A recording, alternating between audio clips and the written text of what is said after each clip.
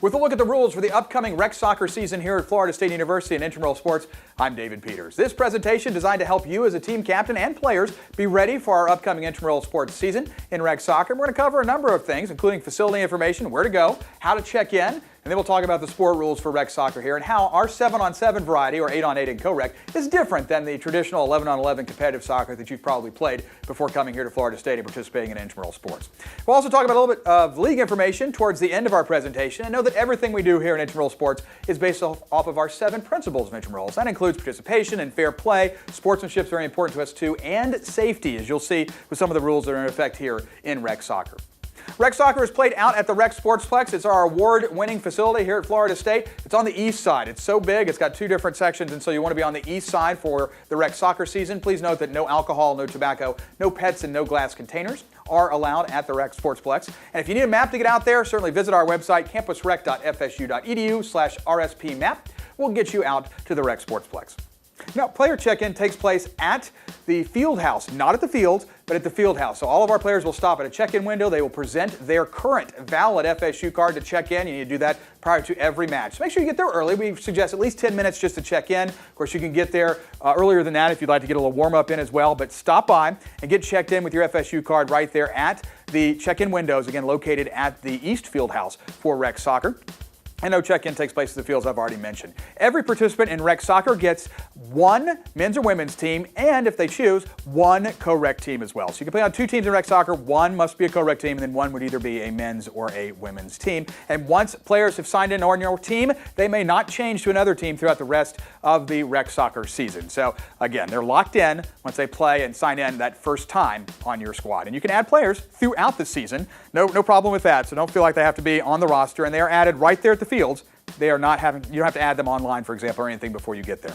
More information about everything that's going to help you be a good team captain is available in our Team Captains podcast. You can also read over all of this in our 7 principles of intramural sports. That's available on our website at campusrec.fsu.edu/IM. And I mentioned that sportsmanship is very important to us as well. In fact, let's go take a look at that again. There it is. One of our top priorities. And so all teams, players and fans, are rated every match on a scale of 0 to 4, and your team needs to average at least a 3.0 to make it into the postseason. So learn more about sportsmanship and how important it is to us in our podcast. It's available separately and again on our website as well. All right, let's dive into the rest of the soccer rules, and you will see the team composition in men's and women's is 7. It's 7-on-7 out there. 5 players are required to start a match. 4 get you a default. 3 get you a forfeit. This is important because a forfeit comes with a fine to the team captain. So you want to make sure you have at least 4 players there to earn a free default, but you can play 5-on-7. And again, if late players show up, they just need to sign in at the field house. They can run on out to the fields and join your match as soon as it's appropriate. So you can add players even after kickoff time as long as you have 5 to start that match. Co-rec teams, it's 8-on-8 instead of 7-on-7, and co-rec teams must have 3 players of each gender present to start a match. No more than 4 males, no more than 4 females may be active on the field at a time for one team. 5 players results in a default, 4 players results in a forfeit. So again, want to make sure you have enough there, but you can start with 6 players in a co-rec game because you need 3 of each gender. And we always recommend subs, so don't feel like you just need to have the minimum. A couple of subs, whether that's for each match or just so you have a few players when other team members can't make it for a particular scheduled match, is always a good idea too. So stock up, make sure you have the right number of players so you can be out there and have a full team for every scheduled match. Now, when you're also mentioned to your players what to bring, well, they can bring their own soccer ball if they desire, but we also have soccer balls available for checkout at the RSP Fieldhouse. You just need your ID, and we will be able to check one out for you when you arrive. Teams should wear similar color jerseys. We do not require numbers in any sort of way, but if you're all wearing the same color, that's certainly very helpful. We have pennies or jerseys for you to check out from us and utilize as necessary. Goalkeepers need to wear a different color than those folks on your team. And note the jewelry is not allowed to be worn by any participant. Shin guards are strongly recommended, so we certainly encourage you to let your players know that shin guards would be a great idea as a safety precaution. Players all have to wear shoes, that makes sense. Rubber cleats and plastic cleats are permitted, but sandals and flip-flops are not allowed. It makes sense as well. Metal spikes and metal cleats are also not permitted in our rec soccer league. All right, match length. Matches consist of 2 20-minute halves. The match time is kept on the field by the referee, and the clock will run continuously. There are no timeouts. Note that regular season matches in all leagues can end in a tie, but we will go into overtime and potentially a 3-person shootout to determine a winner when we're in the playoffs. And so let's talk about overtime. Again, it occurs in the playoffs, and it will be 1 5-minute golden goal period where the first team to score in that 5 minutes will win the match. We'll determine which end we're going to with a coin toss there at the start of the overtime period, but if it remains tied after 5 more minutes of play, we will go into a 3-person shootout. Not a 5-person shootout, but a 3-person shootout. How does that work? Well, here's the procedure for a shootout. We'll have a coin toss to determine who will go first in that shootout. Each captain will designate 3 players from his or her team that were on the field at the end of overtime. They are the ones that are eligible to be one of your 3 shooters, and the goalkeeper can be one of those 3 shooters. Now, each team has a total of 3 shots, and teams will alternate after each shot. And we'll follow the general penalty kick procedure throughout the shootout. Please note that in co-rec, the order of shooters for each team must alternate gender, but each team can make a determination on whether they want to have a male kick first or a female, and that's totally independent of each other. But note that it has to alternate, so if you start with a female, then a male would kick second, and your third kicker would be female. Again, that's in a co-rec match. Now, if we're still tied after 3 shots, we will go into a sudden victory shootout where each team receives an equal number of tries, but 1 make and 1 miss will end the match, and we will have a winner. Now, during that sudden victory shootout, teams must supply shooters that are different from the original 3. So all eligible players, that's all the players on the field at the end of overtime, must be part of that shootout process until someone can repeat as a kicker. So you'll note that in men's and women's play, you won't have a repeat until shooter 8 because all 7 players in a 7-on-7 game or match will have to shoot. And in co-rec, that will be the number 9 slot where you'll have an opportunity to have a shooter shoot again. And alternating genders still occurs in co-rec throughout that shootout as long as it goes.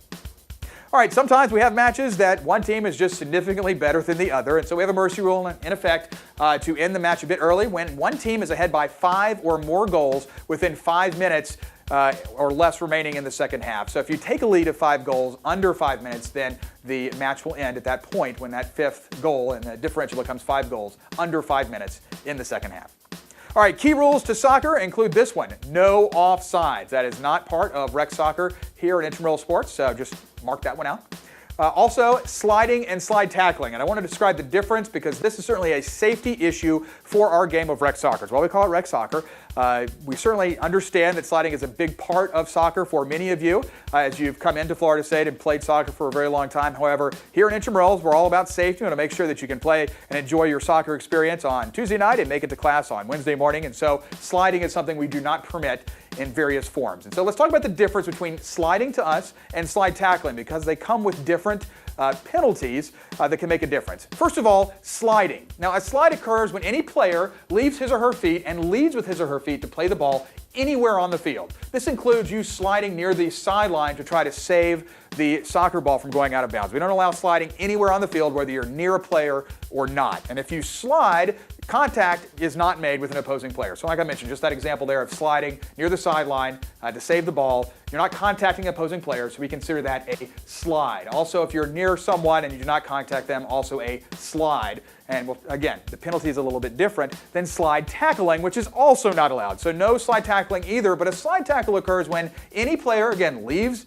his or her feet and leads with his or her feet to play the ball while the ball is in the proximity of another player. So this is when you are trying to, again, attack and get the ball away from another player by utilizing the slide tackle technique. We don't allow it, so this is not permissible, and a slide tackle will be called when the sliding player contacts either the opposing player or the ball that is near that particular player. So there's the difference there. Again, contact is required either with the opposing player or the ball. Either one of those is going to get you a slide tackle call. Again, this is a safety issue. So let's go back to sliding. This is the one without the contact.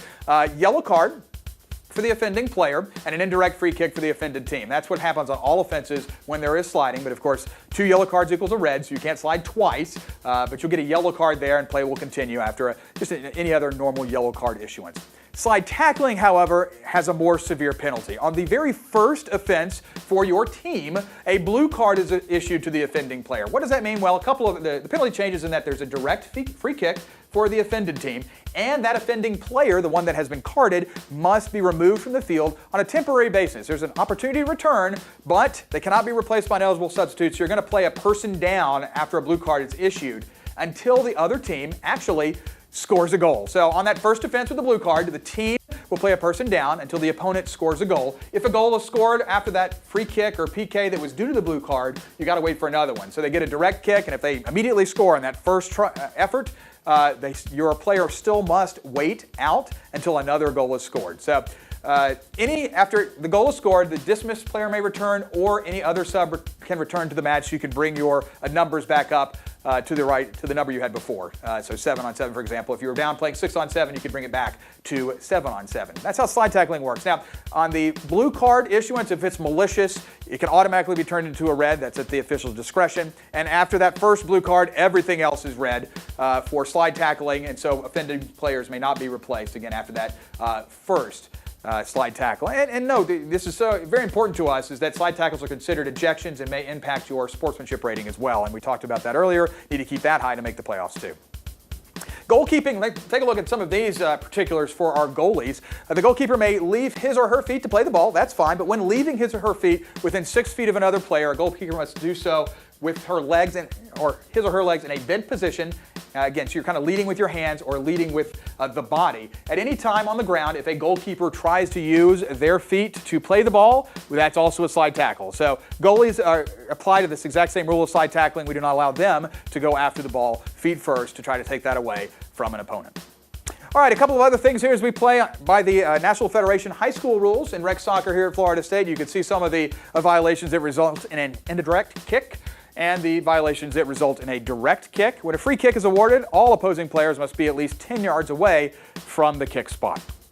Also, here are some of the other penalties that we have that involve the yellow card, the blue card, and the red card. And we talked about how those are different when it comes to how the penalties are enforced. A blue card, as I mentioned, is deemed a temporary dismissal. Again, going to sit out until the opponent scores a goal, and after that first blue card, everything else turns into red, which is an ejection, and we don't want that to happen because it also can have an impact on your sportsmanship rating. Hey, the team captain's exam is what you'll need to complete to make sure that you finalize the team registration. So do that on our website. That's campusrec.fsu.edu. And you'll want to make any changes to your registration too by making sure you contact us in the intramural sports office by the appropriate deadline. Hey, rain happens in the rec soccer season, so make sure you call the IM rain line. It's 850-645-RAIN. That's 850-645-7246. Check on Twitter. We've got a special account that deals just with our status of the fields, and that's at FSU IM rain line, or on our website too. You can see that. These are all the places to check, but just don't assume that just because it rains at 3 o'clock that we are not playing matches that night. We encourage you to check one of these options to make sure that we are having games or not having games at the Rec Sportsplex. Rained out regular season games are generally not rescheduled. Playoff rainouts are rescheduled, obviously, because we have to get those in. We do that usually by 12 noon the day after the rainouts. We don't call you, so teams, just make sure you go online the next day and check for those reschedules to make sure that you know when your team will be playing. For more information about the upcoming season, the team captain's guide, regular season schedules, playoff draw meeting information, playoff brackets, and more about the sport rules, campusrec.fsu.edu/IM is the place to go with all of that information there on our website. And a final note that all teams, regardless of your record and with the required sportsmanship average, advance to the playoffs. So even if you don't win a regular season game, we'll take you to the playoffs. And you'll want to be able to check your playoff schedule on our website. There it is again, campusrec.fsu.edu/IM. And that's it. That's a look at the rec soccer rules for the upcoming intramural sports season. For more information, or if you have some questions, give us a call. 850-644-2430 is the office number, or stop by our office in Tully Gym, or go online for more information. For Campus Rec at Florida State University, I'm David Peters. Good luck this intramural soccer season.